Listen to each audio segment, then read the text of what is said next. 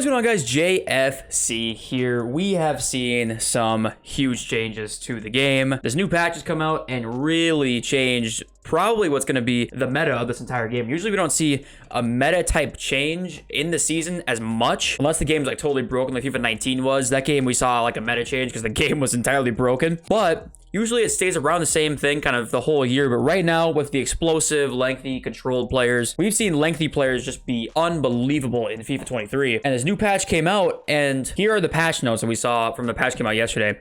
In some cases, players could incorrectly slow down when attempting to dribble the ball. I talked about this in my video literally today. I was like, okay, what does that mean? Like, that's very conspicuous. Like, what does that mean? And what I think it looks like it means is that controlled and explosive players now actually dribble like they're supposed to. I said this in a video a long time ago. I was like, why do explosive players not feel explosive at all? Like, there's no difference between my explosive Vinicius and my lengthy Holland in acceleration. It just doesn't feel like that at all. And it made me think that it was probably broken. And it seems like it is broken, and it was broken. And this looks like they've tried to fix it here, and they have fixed it. So look at this. This is Neymar versus Kyle Walker, lengthy versus explosive. And look at these touches from Neymar. See how he takes these touches here, and they all kind of have a little bit of like an explosion to them? You can easily tell that he's got the explosive type here. I wish you could slow it down at all. But Kyle Walker, before this patch, is 10 times out of 10 catching him 100%. There's no way Neymar's getting through here. And look at these touches Neymar has. They're just like little acceleration touches every single time. And in theory, you would think that this Neymar probably should get caught up to eventually here, and I think maybe he would. And stamina probably plays a little bit of a factor here. But at the same time, this is a huge difference. Huge difference. We can look at the stamina here, actually. Here it is. I mean, Kyle Walker has a little bit less stamina. Can you see it? I'm not sure if you can see it. Can you guys see it with my face cam in the way? He has a little bit less stamina, but it's very close in stamina. So that's not really a huge part of it. And look up here. Sorry, I had bad mic quality, so let's look at this here. Insigne versus Van Dijk. And Insigne, just the explosive, I mean, it's just Van Dijk, there's no way Van Dijk's ever not catching him here before patch. And Insigne pretty much the entire way leads him down and beats him and gets the shot off and nearly scores. So it looks like explosive players are just back on the menu now. Strength's still important, but it looks like these little like explosive type players have been fixed. So if this is really the case, like this has huge implications on the market, and we're probably going to see some rises on a few cards here this week. The lengthy meta is over. After the new patch, other acceleration types are just as fast or even faster. I'm seeing some people say like, oh, their Lukaku isn't. What is this?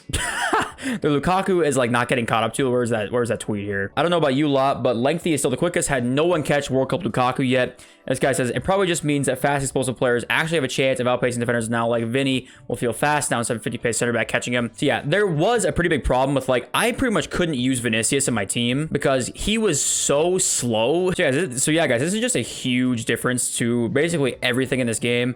I would not be surprised if we start to see some, wow, look at Aloe Iran's price. What in the world? 660? Did this just happen?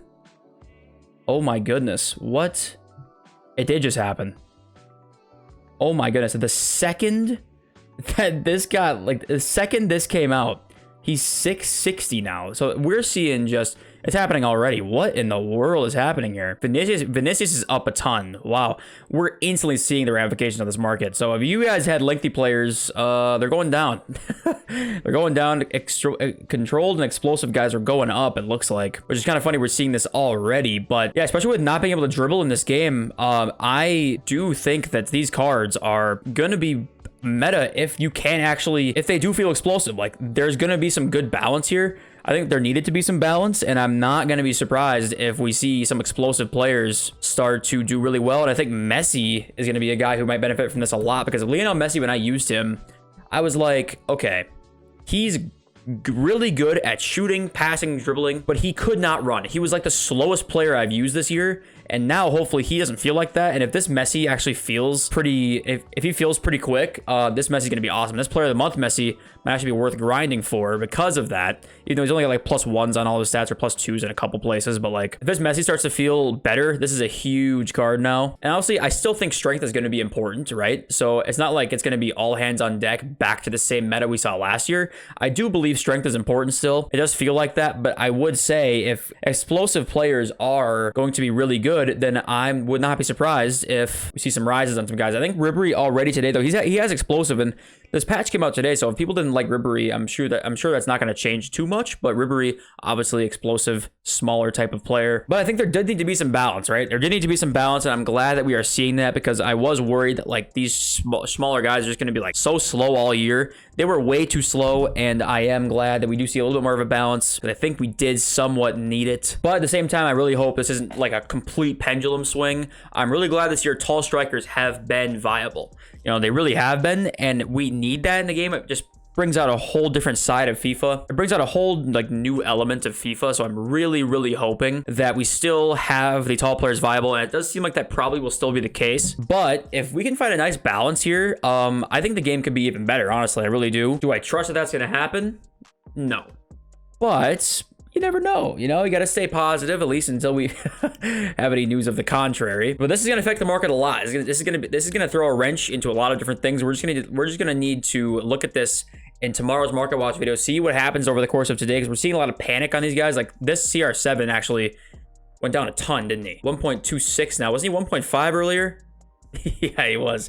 He was 1.5. So the lengthy meta that we've been talking about here, people are worried and they're panic selling immediately. We're gonna have to look at this later today, because it's very, very interesting to see what cards are doing well, what cards aren't. I'm sorry if you have lengthy players in your team. You lost coins, most likely. You know, if you had the CR7, you just lost 300k. Sucks. I'm sorry. Wish it didn't have to happen that way. Holland's probably down a bunch too.